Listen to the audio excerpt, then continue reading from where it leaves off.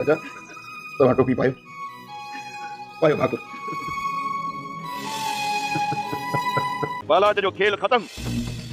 हाणे वारी असांजी असांजी ऐं बालाज खे ॿुधाईंदासीं त शेर दिल जे सीने में शींहं जी दिला शींहं जी।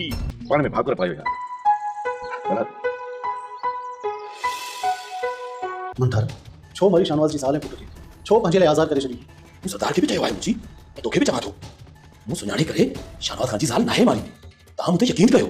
अस्सलाम वालेकुम दोस्तों, पापनगर जी न्यू अपडेट सां गॾु हाज़िर थी चुका आहियूं। इन खां पहिरीं असांजे चैनल ते न्यू आहे त सब्सक्राइब करे हाल ते क्लिक कयो दोस्तों, जीअं साथ हलंदो रहे लाट बढ़ंदी रहे। हलूं था बिना देर अपडेट जे तरफ़, तव्हांखे इंतज़ारु कोन था करायूं।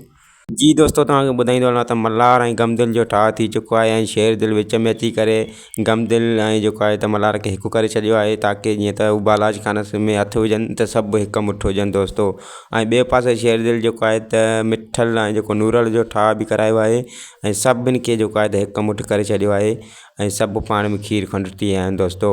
ऐं हाणे मां तव्हांखे ॿुधायां त मिठल जेको आहे त ज़रूरु जेको आहे त मल्हार खे राबेल जो संग ॾींदो, पर इन खां पहिरियां सभिनी जी कोशिशि इहा आहे त हू रोशन खे आज़ादु कराइनि ऐं जेको आहे त गुलाब जे थ्रू जेको आहे त क़ैद ताईं पहुचंदा ऐं उन खां बाद में जेको आहे त रोशन खे आज़ादु कराईंदा।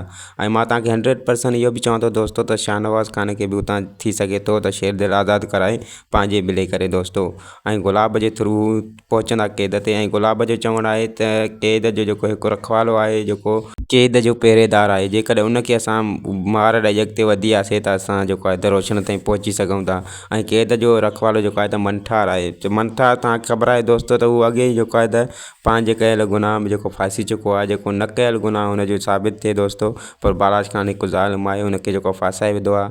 छो त हू जेको आहे त बालाज ख़ान जा दुश्मन सम्झी करे जेको फायर कयो, पर उन में बालाज ख़ान जा सॼण निकिता, त उन मंठार जी का बि ग़लती न आहे दोस्तों। पर बालाज ख़ान हिकु ज़ालिम आहे, हू कॾहिं बि जेको न चाहींदो त मां जेको आहे त मंठार खे ईअं आज़ादु छॾे ॾियां त हू वटि माना कचा पका लड़ंदो। ऐं दोस्तों तव्हांखे ॾसां, जॾहिं बि शेर दिल जेको आहे त रोशन खे छॾण ताईं क़ैद ताईं पहुचंदो दोस्तों, त और बालाज ख़ान जो को बि वाठो हुनखे नज़र न ईंदो, जे हूंदो बि अगरि त हुनखे केरु शिकस्त न ॾेई सघंदो। उमेदु आहे त हीअ वीडियो तव्हांखे पसंदि आई हूंदी।